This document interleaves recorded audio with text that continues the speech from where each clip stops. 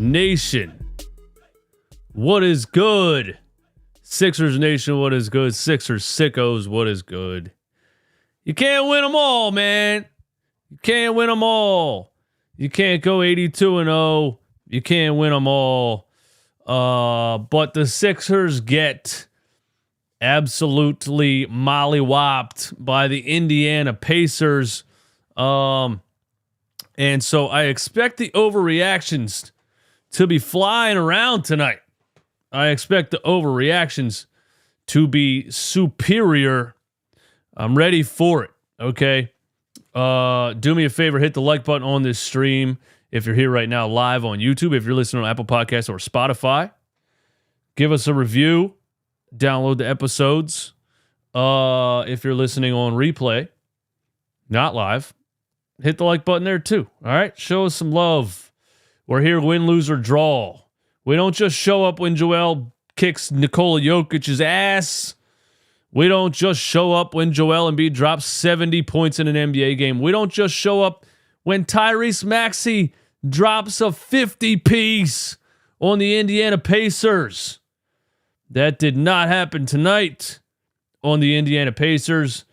We show up after every single game. Now, here we go again. Shout out to DFJ Hoops. Thanks for being a member of the channel. Thanks for reminding people to smash the like button.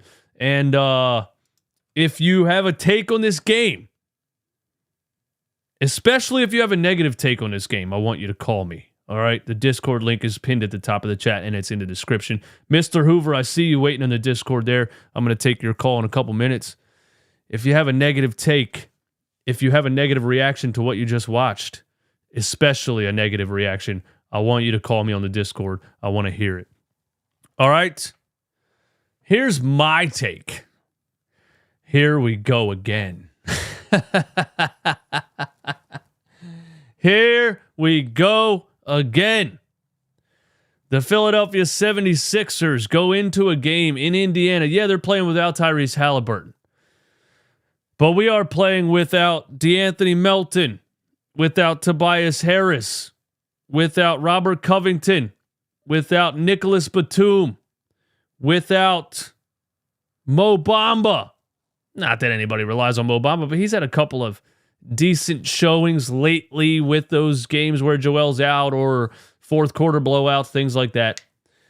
But we're without four rotational players. Two of them, Tobias Harris and DeAnthony Melton, average around 15 points a game. We're starting the game without 30 points, okay? I still think the Sixers could have won this game. But here we go again. You go into a game missing a lot of rotational pieces.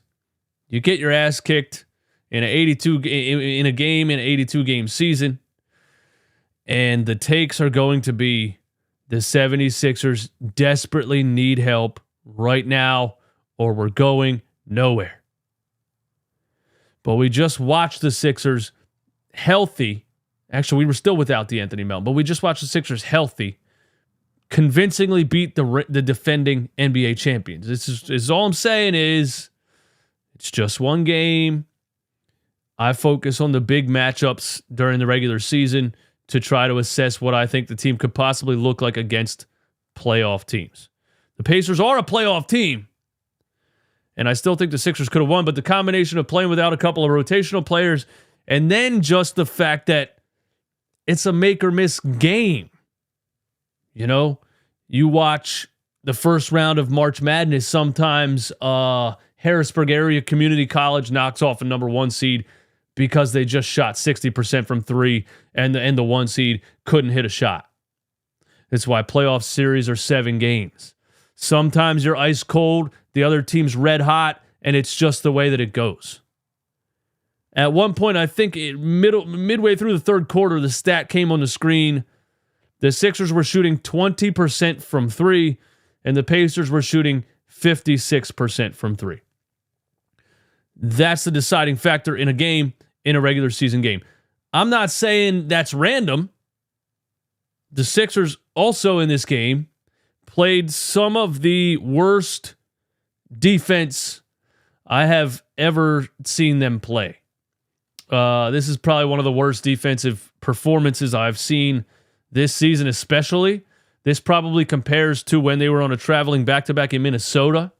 They were so bad defensively. Part of that is that there was players thrown into the rotation that aren't normally there. You know? I mean, for crying out loud, Jaden Springer and Furkan Korkmaz were on the court in the first quarter. How down bad is your roster? How many guys are you missing? This is already not a very deep team. That's the straw. I get, you need help at the trade deadline because you're not a very deep team, and if you have injuries, you got to go to Furkan Korkmaz and Jaden Springer. I'm with you on that. This is already not a very deep team, so when they're playing without 4 rotation guys, you got Jaden Springer in the game in the first quarter. You got Furkan Korkmaz out there. You know what I'm saying? So I saw a lot of defensive miscommunications because you got guys playing together that haven't played much together in this season, on the team in this season. I saw a lot of just bonehead defensive mistakes. The rotations were so bad. The random double teams were so bad. We were going over screens on TJ McConnell. First of all, where's the strategy? Where's the pregame huddle meeting? Hey, guys, huddle up. Number 1, when TJ McConnell comes in the game, go behind the screens and make him shoot threes because he won't shoot it because he can't shoot it. We're going over screens on TJ McConnell? What's going on here? Kelly Oubre specifically got absolutely annihilated defensively in this game.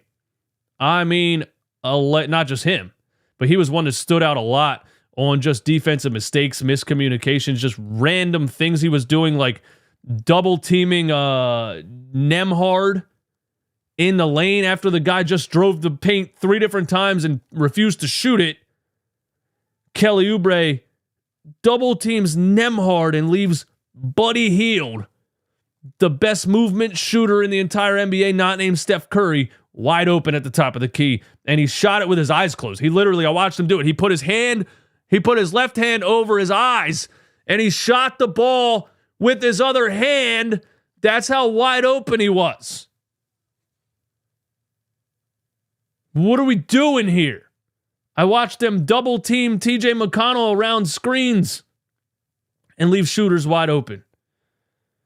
There were shooters wide open left and right. And that's the story of the game. The Sixers played really bad defensively.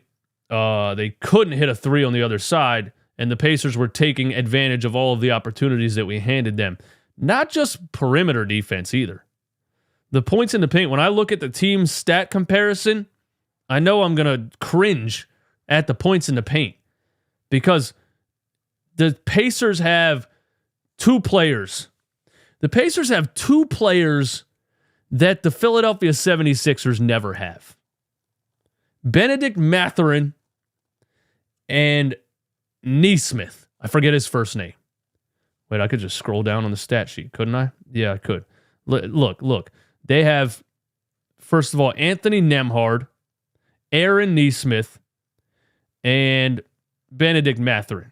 Nembhard with Halliburton out. Nembhard has the game of his life. I mean, he's just cooking. Like, come on, bro. 19-8 for Nembhard. We got cooked by Nembhard. But the Pacers have 2 players the Sixers never have: Benedict Mathurin and Aaron Nesmith. 2 guys that are about 22, 23 years old, that are about 6'6", 220, and can do all kinds of different things on the basketball court. They can shoot threes, they can dribble drive, they can finish through contact, and they can kick it out when the defense collapses. They have guys that the Sixers never have. Just basketball players. You know what I mean? My boy Romp says it all the time. Why can't we just find those guys that are just basketball players? I say it about Kelly Oubre a lot, which, by the way, since the beginning of the season, kind of came back down to earth. Kelly Oubre kind of came back down to earth a little bit. Kind of came back down to earth. But those 2 guys, they're just those live ball gods. Brett Brown would have called him. They cooked us. They hit threes when they were open. They drove to the rim. They finished through contact. And most of the game, the paint was not contested at all. Joel Embiid decided that he didn't want to guard the rim in this game. Paul Reed. I like him. I like him as a guy. I want him to be good. I want him to be the Paul Reed victory tour. Paul Reed has been terrible defensively lately. I mean, awful defensively.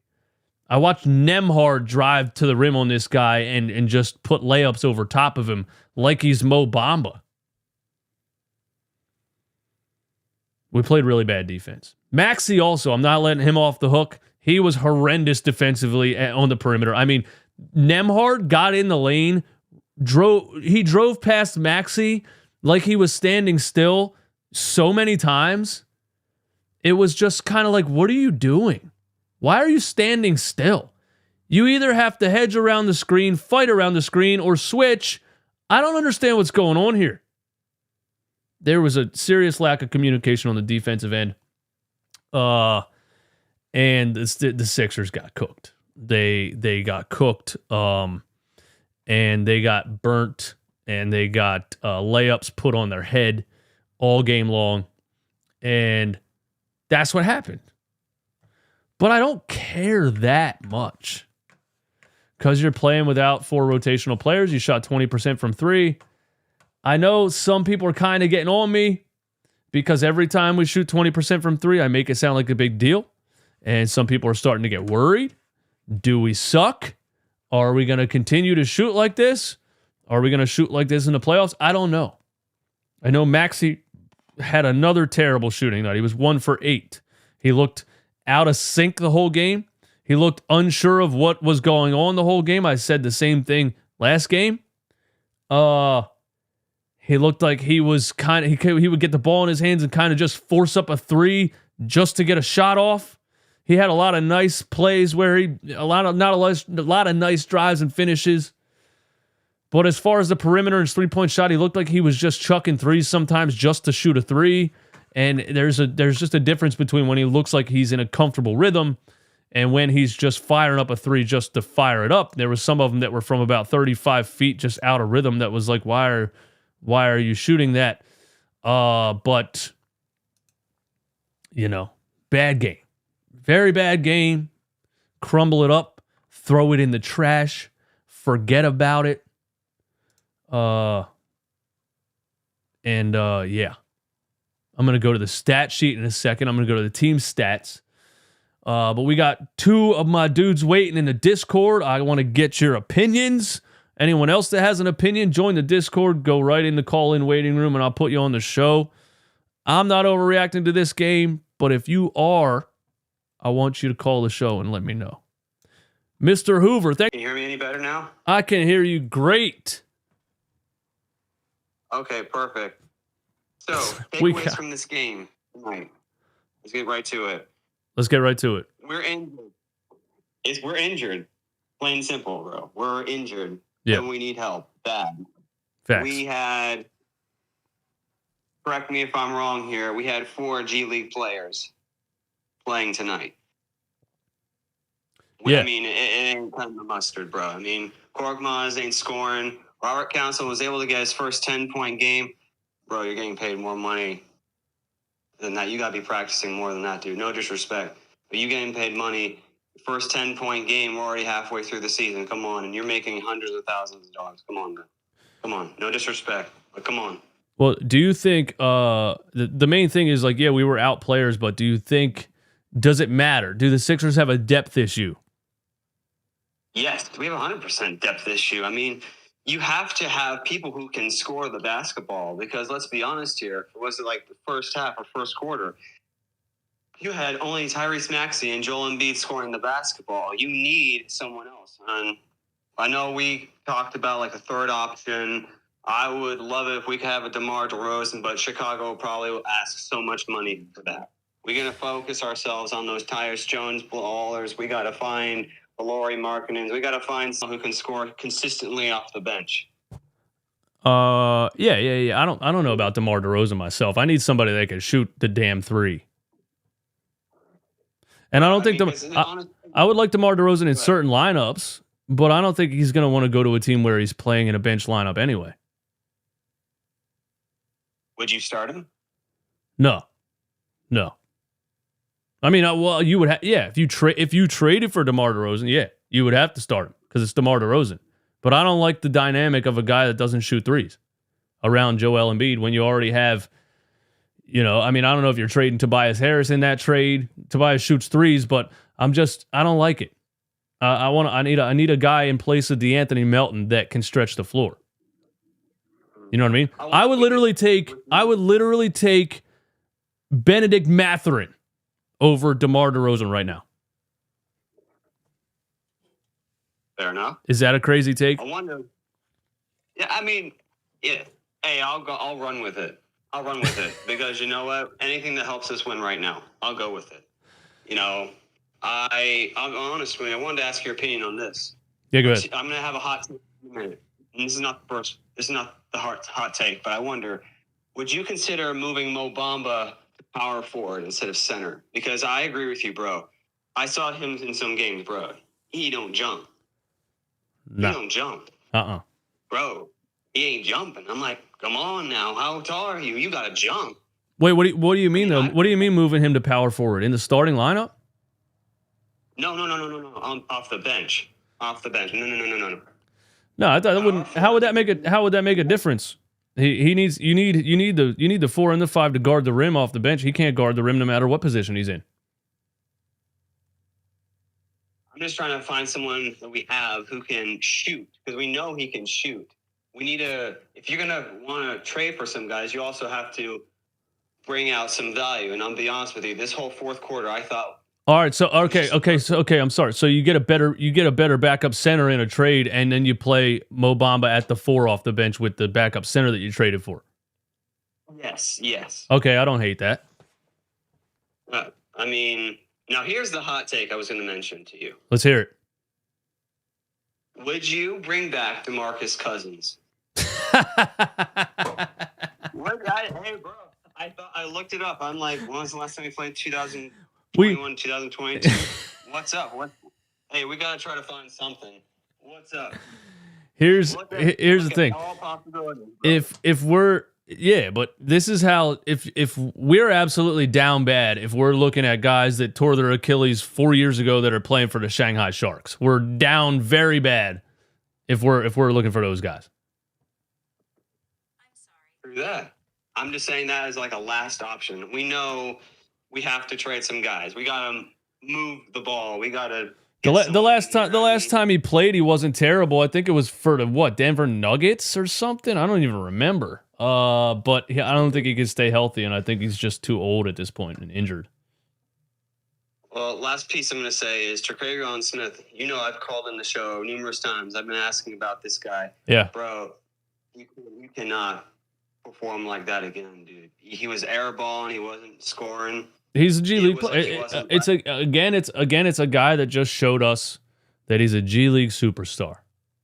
He can't play in the NBA. He looked like a high school freshman who got in the game at the end of the season because his mom was yelling at the coach the whole year, and they put him in for 1 minute. He looked insanely just terrified. He looked like he didn't belong anywhere near that court.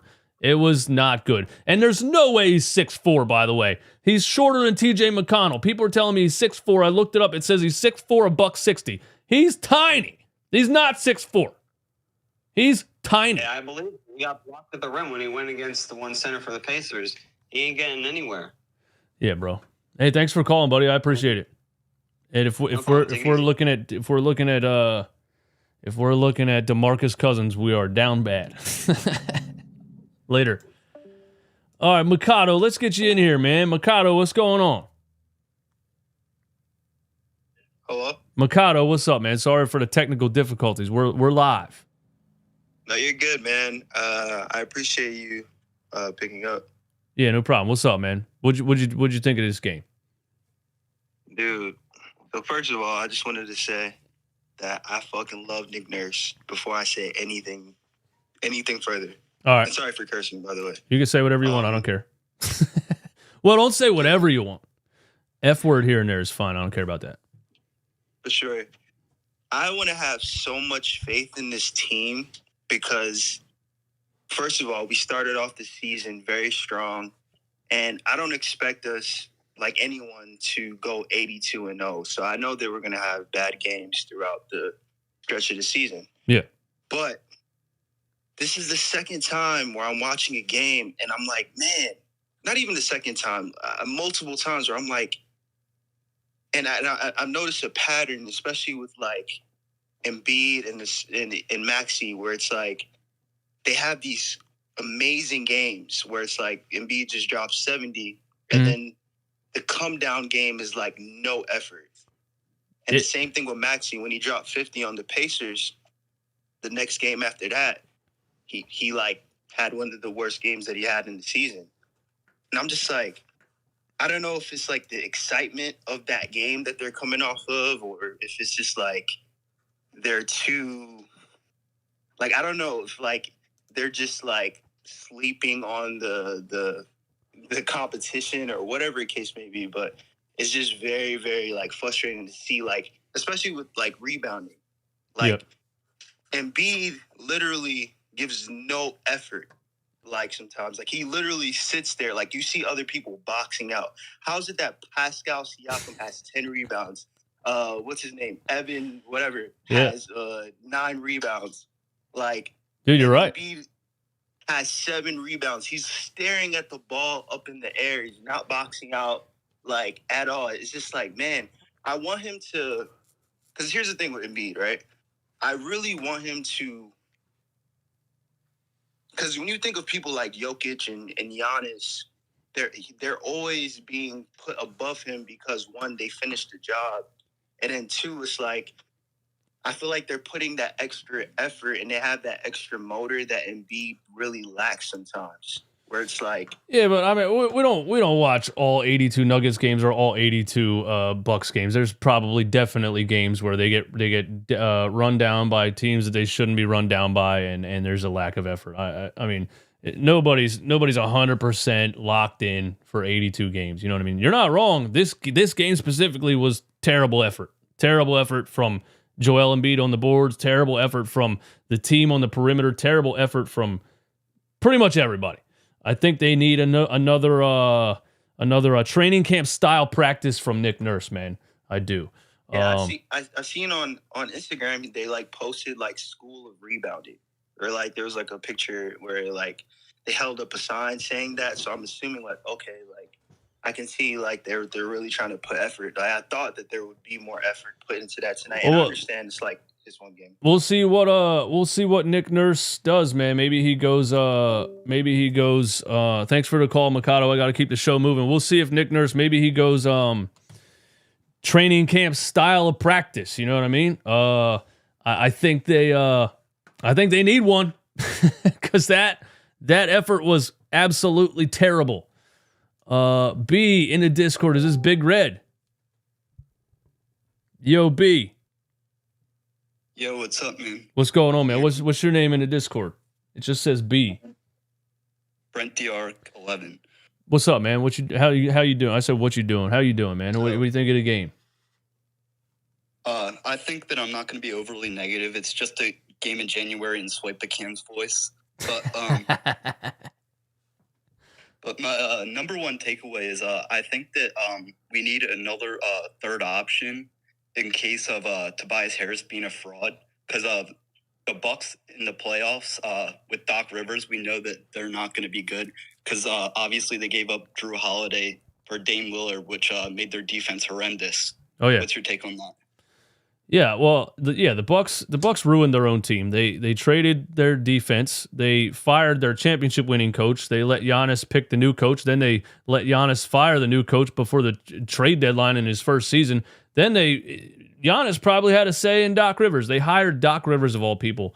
I'm not scared of the Bucks at all, but your Tobias Harris point is valid because somebody was in my playback stream tonight that said, because I was saying Tobias probably would have dropped 25 in this Pacers game because he drops 25 against bad defensive teams. And the Pacers and the Kings are two of the worst defensive teams in the league. And somebody said, oh, now you're going to shout out Tobias. And I was like, no, it's the same thing I've always said. When he plays a physical team like the New York Knicks or the Toronto Raptors or whoever else, he absolutely disappears. If the Sixers thing is that they still need a guy because Tobias Harris might be a fraud, then we just might be in trouble. But I think they need something at the trade deadline. I think Malcolm Brogdon is attainable. Rumor is that he's going to cost at least a first-round pick. I would give up a first for Malcolm Brogdon, the big defensive point guard who can shoot the ball. But I don't think you're going to get like a star-level player or something like that. I don't think you're going to get a go-to guy as your third option. No, I completely agree with you. I just think we need someone else that can put the ball in the hoop and create for themselves. It could be a Malcolm Brogdon type player. Yes, absolutely. Yep. So my other thing was with Tobias Harris was in the Nets series last year in the playoffs, he was actually pretty solid. And then all this Tobias Harris stands are all over Twitter celebrating Tobias Harris scoring 20 a game against the Nets, and then he'll put up 2 points in Game 6 against the Isn't it crazy? Isn't it crazy that Tobias Harris stands exist? But the one guy that called in, he was like, "What are you talking about? He doesn't show up in the playoffs. He had 20 against the Nets," and I was like, "The Nets were a lottery team. They were only there because KD was there the first half of the season." Anyway, continue. Yeah, I completely agree with you, man. Yeah, you got anything else for me, man? I'm just focused on the Nuggets now. I think that Embiid's going to have another monster game, and Jokic is kind of a fraud. And Embiid's going to get his first championship this year. Oh, I'm down. I hope that happens, man. Thanks for calling the show. I don't know if I can call Jokic a fraud. He just won a championship. But Joel has to play in Denver. That's a good point. Joel has to play in Denver. He can't, kick Jokic's ass in Philly and drop 70 on Wembanyama, then do what he did tonight against the Pacers and then not play in Denver, although he did bang knees with somebody.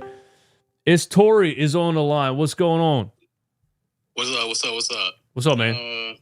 I know we was just talking about how, like, we need to get, like, some attainable pieces that, like, are probably not star level, but can you promise not to bang on me if I come at you with a crazy trade idea? No, go ahead. We could talk about whatever. I was just, that night for some reason, I was just like, bro, I'm over the trades, man. No, go ahead. All right, so how about this? How does this sound? I'd throw in Tobias Harris, probably Jaden Springer, KJ Martin, and I'd mortgage our future to bring Brandon Ingram to Philly. He's 6'9", he's long, he can go get you 30 any given night. He can play a little bit of defense. I've always been a fan of Brandon Ingram. I'm from North Carolina, and he's from Kinston. That's like maybe like 2 hours away. And when I went to college, I went to school with a bunch of these people who said like they watched him play, and he's just like this amazing player. And I've just been a personal fan of Brandon Ingram. Yeah, look, I mean, Brandon Ingram's an absolute bucket. I mean, you can't say no to that. I think it's fun. It always reminds me that Chauncey Billups told us not to draft Ben Simmons and to draft Brandon Ingram. And back then we were like, bro, you don't know what you're talking about. And now look, but it's the fact that I haven't heard anything about the Pelicans possibly even considering trading him at this point, Yeah. If he was available and you could get him, perhaps 1,000%. 1,000%. Brandon Ingram, Tyrese Maxey, and Joel Embiid. Oh my God. But I don't give us like Lord Jesus. You know what I'm saying? Yeah, like the Pelicans are like, I don't know. When they're healthy, they're good, but are they? The squad they have with Zion and those guys, do they feel like that's a potentially winning team? I don't see the Pelicans blowing it up this season. I looked at their record. They're like a 6 seed right now. So, I mean, it's a team to watch. If they bottom out, we should go get him. If he's available, absolutely, we should go get him. I agree with that.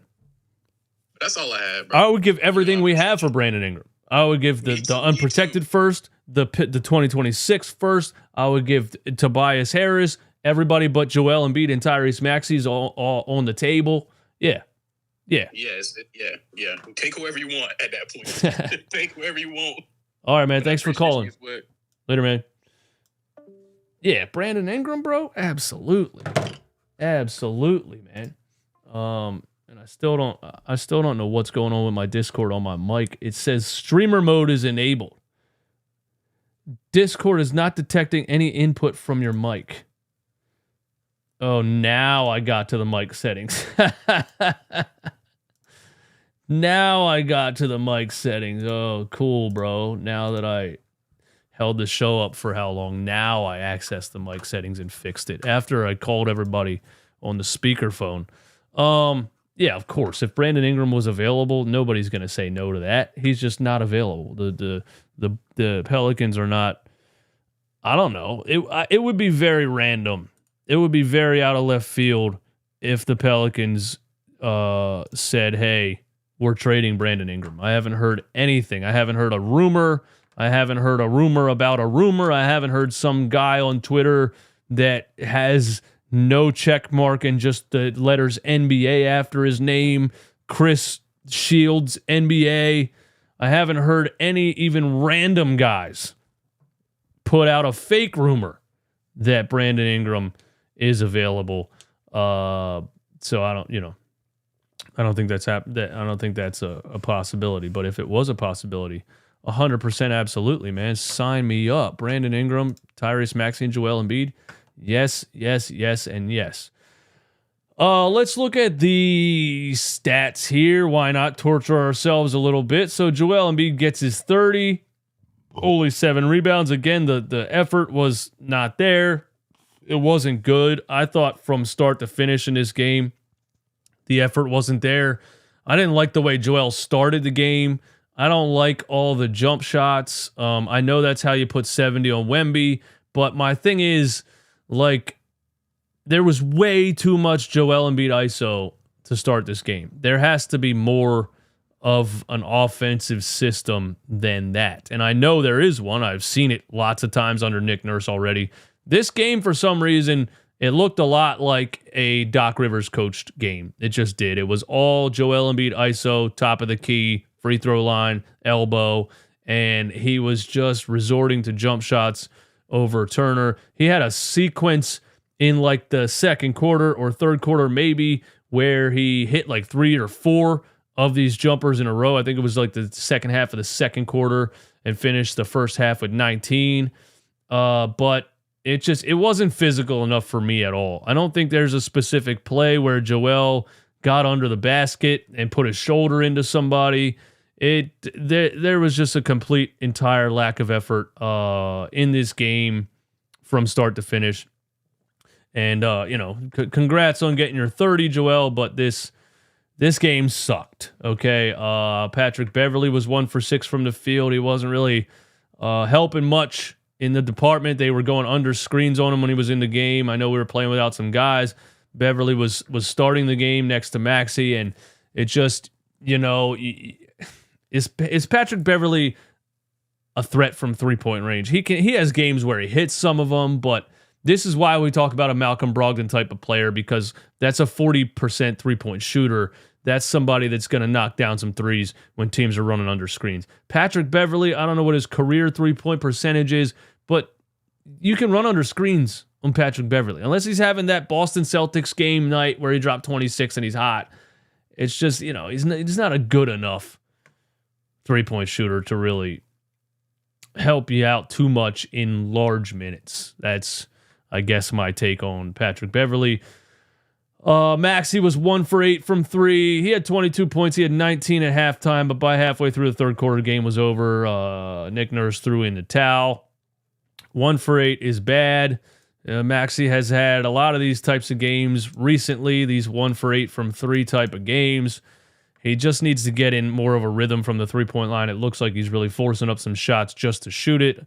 I don't like these like off-balance 35-foot 3-pointers early in a shot clock for no reason. It just feels forced, at least in this game, and I've seen some other games like that from him. But he'll get it together. KJ Martin is so bad at basketball, it's unbelievable. When you're down 4 rotation guys, you're going to have a guy like KJ Martin on the floor, and you're not going to win with a guy like KJ Martin on the floor, okay? Where's all my KJ Martin takes? Let's see. KJ Martin and Daniel House Jr. on the floor together. Yikes. That was in the first quarter. There's got to be another KJ Martin take in here. I don't know, dude. He caught a rim off, he caught a ball out of the dunker spot at one point and looked like he blocked himself with the rim. He can't catch the ball. He can't dribble the ball. He catches the ball in the corner and immediately makes a panic pass like Ben Simmons because he won't shoot it because he can't shoot it. He gets to the free throw line and shanks 2 free throws because he shoots 60% from the free throw line. KJ Martin is very bad. I'll take anybody in the NBA over KJ Martin right now. If you're in a situation where you have so many guys out with illness and your roster is so depleted that you're playing KJ Martin, you're in big trouble. All right. These KJ Martin, Daniel House Jr., and Paul Reed. It's too many wild card players. It's too many guys that might make a 360 dunk in traffic, but they also might shoot the ball over the shot clock into the crowd. Too many guys that you have no idea what's about to happen when they touch the ball. Jaden Springer, I've seen enough. I'm sorry. I've seen enough of Jaden Springer. I've seen enough. I don't know how Jaden Springer can jump out of the gym, but when he gets the ball in his hands and gets in the paint in the NBA, he looks like he's being pulled down by a group. I don't know. He looks like he's stuck on the floor. Do you watch him drive? He gets such a low center of gravity, and then he doesn't go anywhere. He immediately turns into a 75-year-old man trying to jump. I can't figure out. I watched him drive on TJ McConnell in this game, and he couldn't jump. Dude, you're 6'4" and you can jump. Why are you not trying to yam it on TJ McConnell's head? Why are you in the lane pump faking and then doing some kind of weird fall over shot and landing on your back? I can't. I've never seen a player look more out of sorts and scared on the NBA floor than Jaden Springer. I don't get it. When you get TJ McConnell one-on-one, why can't you just drive and finish? The Sixers have such a history of these types of players that we want them to be good at basketball so bad, but they just can't play. Ben Simmons, Matisse Thybulle, Shake Milton, Jaden Springer. Shake Milton's had some good games in his Sixers tenure, but just Jaden Springer's another one of those guys that we're like, oh, if this happens, he might be good. He's really bad, but if this happens, it's just, I don't know, man. Why don't we ever get the Benedict Mathurin? Why don't we ever get those guys that don't have this weird quirk about them, that can just play basketball? They can just play basketball, dude. They can just take a basketball and dribble it towards the rim and do a layup. Why do the Sixers always have the Jaden Springer type of player that is basically an NFL linebacker trying to play basketball? Why? Ricky Council, shout out to whoever just put that in the chat. Ricky Council had some good minutes, and it was against. You say he's the next one? Ricky Council had some good minutes, and it was against the Pacers starting lineup, and he had a couple blown layups, but then he started to make some plays, and he started to finish through contact, and he had a couple of nice plays, really, and he hit a 3. And I'm saying, actually, like, looking at this entire roster, Ricky Council is like one of those guys that may be able to play all 3 levels, that may be able to shoot the ball, dribble the ball, and finish at the rim. Ricky Council is like Daniel House Jr., but not as insanely unpredictable, maybe. I don't know, just in the couple of minutes that I saw him play this game. Turk Smith, I'm sorry, guys. I've been getting YouTube comments all season saying Turk Smith should be in the rotation. Turk Smith should be in the lineup. Turk Smith should be getting minutes. Turk Smith should be, some people say he should be starting. Some people tell me Jaden Springer should be starting. This is what happens when you go down and you actually read all the YouTube comments. There's some really crazy ones. Anyway, Turk Smith can't play in the NBA, and he's never going to play in the NBA. I'm sorry. I know it was fun a couple of nights ago when he hit those 2 threes. Terquavian Smith can't play in the NBA. And somebody the other night told me he's 6'4", and I Googled it, and it says 6'4". There's no effing way that Terquavian Smith is 6'4". Because I watched him out there. He's shorter than TJ McConnell.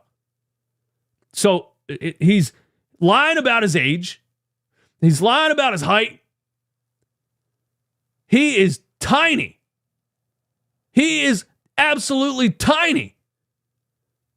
He looks like Trae Young out there, except way more scared to play basketball. And there's nothing, you can't take anything from what Turk Smith did out there in that fourth quarter, but he doesn't look like, he looks like he's 5'9", and he's just ready to chuck a 35-footer, and he shot like 2 air balls. He turned it over. There was a Turk Smith, Paul Reed 2-man game. Terquavian Smith, Paul Reed, pick and roll. Instant turnover. Next time down the floor, Terquavian Smith, Paul Reed, pick and roll. Another turnover. If these are the guys that are on the floor, the game is over. These are not the guys that are normally on the floor. That's why we shouldn't care this much about this game. But no, Jaden Springer's not good. Terquavian Smith is not good. Ricky Council, it looks like he's got some potential because he actually has size and can drive and finish. He's probably better than Furkan Korkmaz right now. He's probably, better than Daniel House Jr. maybe right now. Oh, Daniel House Jr. was giving you like maximum effort in this game, but he was still doing a lot of, Daniel House Jr. type of things. Did I have any other takes? Because, there's no reason that I even just talked about this game for 49 minutes. Shout out to all the sickos in here, 193 of you. Close out the chat one time and hit the like button for me. That would be greatly appreciated. Thank you guys for calling the show when you did. That was cool, even though I had some technical difficulties at first. I should always test my sound before I go live. I'm an idiot. I'm sorry for that. I do want to see Ricky Council again. I would rather see him play rather than Furkan Korkmaz. I agree with that.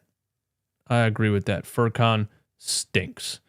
Did you see my comment the other day about talking on the phone with Maxey? You said you were at a bar and somebody next to you was talking on the phone to Tyrese Maxey, and then you said, I forget what you said. But why does this matter? Your friend was talking to Tyrese Maxey. What did Tyrese Maxey say? That Daryl Morey's going to trade for DeJounte Murray? Is that what he said? What did he say on the phone? I want to know. Where are you at? Put another comment in the chat telling me what Tyrese Maxey said. I want to know.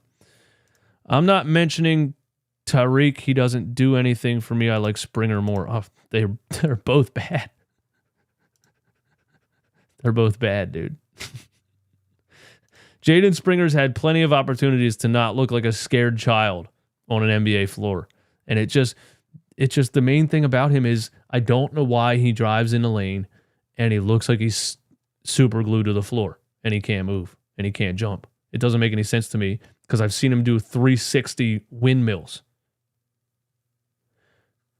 I don't know. James Wilkes said, I was on the phone with him. Okay, what did he say, bro? Why were you on the phone with Tyrese Maxey? First of all, this sounds like the biggest cap I've ever heard in my entire life. Why were you on the phone with Tyrese Maxey? Now I need you to jump into, you got to get into Discord and you got to call me and tell me the story. All right. James Wilk, click the link at the top of the chat, get in the Discord, get in the call-in waiting room and tell me why you were on the phone with Tyrese Maxey. Because I don't believe this. I told him we should trade Tobias while his trade value is high, and he was laughing and said, nah, that's my guy. Why were you on the phone with him, dude? I want to know why you were on the phone with Tyrese Maxey.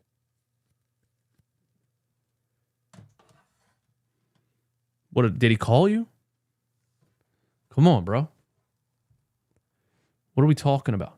Get Tyrese Maxey in my Discord right now. Get him to call the show. Is he your friend? Come on, man. Oh, there he is. Jones. Did you just join the Discord? Wait, did you say super chats are not showing? I don't see any super chats. Are people super chatting and I'm not seeing it? Because I don't see any. If you are super chatting and I'm not seeing it, I apologize. I don't know what's going on. It says fix super chats, brother. They're not showing. I got monetization is on the stream. There's no reason for super chats to not be showing. Let me go over here and see what I can do. Let me get this off the screen first so you guys can't see my search history. I'm kidding. I only do that on my phone. YouTube.com, YouTube Studio. Let's see what's going on with the super chats, all right? Live. Monetization on. Monetization on. Yeah, nothing. There's no reason that super chats shouldn't be showing, so I don't know what's going on with that. But I apologize if anybody has super chatted and it has not been seen on the screen. Nick, what'd you say, bro? What'd you say? Say it again in a comment right here, and I'll put it on the screen, man. James, I was at some hookah lounge after the game, was wearing his jersey, and one of his boys was at the bar and came up to me and started talking Sixers and then called him up on FaceTime. Oh, that's fire, bro. Is that a true story? You're not lying to me? That's pretty cool, dude. And then you told Tyrese Maxey to trade Tobias Harris while his value is high, and he laughed and said, nah, that's my guy. That was clutch. That was a clutch moment for you. Yeah. Not sure why you told him to trade Tobias, because he can't trade Tobias. But Knicks beat the Nuggets by 40. Bad losses happen, but they're nice, though. Yeah, bad losses happen. Sixers are playing without 4 rotation players and shot 20% from 3. I'm not bugging. I'm not. I don't know if anybody else is, but as a Pacers fan, that Smith dude might be worse than the other Antetokounmpo.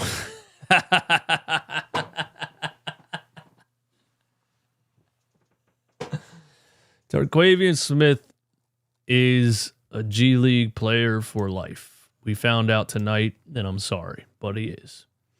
Jokic got poked in the eye. He might not play Saturday. He's playing. What else we got in the chat before I get out of here, man? Tyrese Maxey needs to develop a mid-range game. Yeah, he does, man. He's developed it before. He's done it a lot before, but it's not like a natural thing for him. It seems like he has to remind himself to shoot mid-range jumpers, and then he starts doing it a little bit more. It's odd. Man, the Pacers are a problem. They got a lot of buckets. Man. Mathurin, Nesmith, Nembhard, and this was without, Tyrese Halliburton. So shout out to the Indian, and they get Pascal in the trade. So what happened to Kelly Oubre? He looks like KJ Martin. He forgot how to play. I don't know what happened to him. Got hit by a car, and that was it, bro. Someone took him out, man. Someone took him out, dude. Kelly Oubre was having the season of his life, and somebody hit him with a car. One of his ex-girlfriends, probably. You know how that be? They don't want to see you be great. She probably said, oh, he was almost out of the NBA so I could talk a bunch of shit. Then he goes to the Sixers and he's playing like a star. Does he really think I'm going to let this happen? And she found him in her Nissan Altima and she took him out. She knew exactly where he was riding the bike. That's the only explanation. Doc Rivers hit Kelly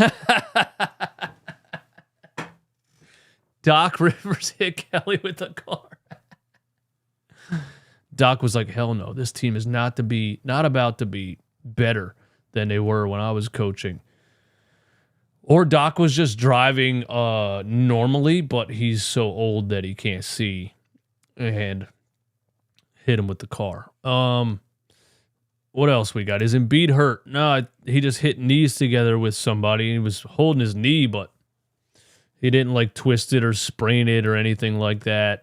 This was a fraudulent game though for Joel Embiid. I will say that. Defensively, it was terrible. Terrible effort on the defensive side of the floor and rebounding. It was bad. Bad effort. Bad effort game. Are you afraid of Embiid playing Horford? It's the only one. The only player that I'm still like, for some reason, this guy has Embiid's number. Everybody else on planet Earth cannot guard Joel Embiid. Isn't that crazy? There's only one man on planet Earth who's 39 years old that can still, for some reason, slow down Joel Embiid. I would love nothing more than Joel Embiid to cook Al Horford. Sixers beat the Celtics healthy the first time they matched up this season, but I think Embiid only had 20-something in that game. I think that they did a great job of, moving the ball and making the Celtics pay when they threw the kitchen sink at Joel. So that's one thing you got to do against teams like that, is other players have to step up because they're going to throw everything at Joel Embiid. But yeah, I would love for Joel to drop 40 on Horford.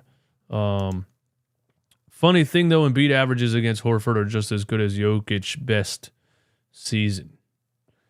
This is why we don't watch stats, because you can do things like that, like somebody arguing with me that Tobias Harris is very, very important to this team because of his point per game average, instead of admitting that he disappears against physical teams in big time playoff matchups. I would like Nurse to put Pat Bev on Smith when the game gets closer in the fourth quarter. Let's see if we can find a Nick Nurse press conference, or maybe we could find what does this say? Hey, Imagination Studios. Hey, DJ, let me ask you a question. How much do you think my Tyrese Maxey jersey will be worth in 15 years with the way he's playing? What? That is insanely random. If Tyrese Maxey turns into a Hall of Famer, I still would have no idea how much your jersey's worth or care. I don't understand what that means. I have a bunch of Allen Iverson jerseys. I never once thought in my brain, how much are these worth? Unless it's like a game-worn signed jersey. Anyway, somebody said check Twitter. Well, why aren't you in the damn YouTube show, bro? Why are you over there in the Discord telling me what to do? All right, let's check Twitter. Here we go. Twitter.com.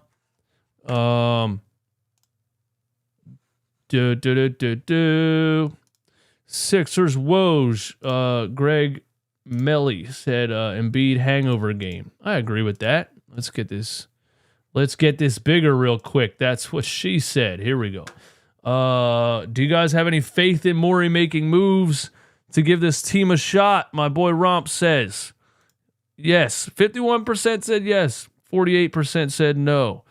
Sean Bernard, the more I watch the Sixers team, the more I feel DeJounte Murray is the missing piece. Yes, Sean. Yes. Yes, Sean.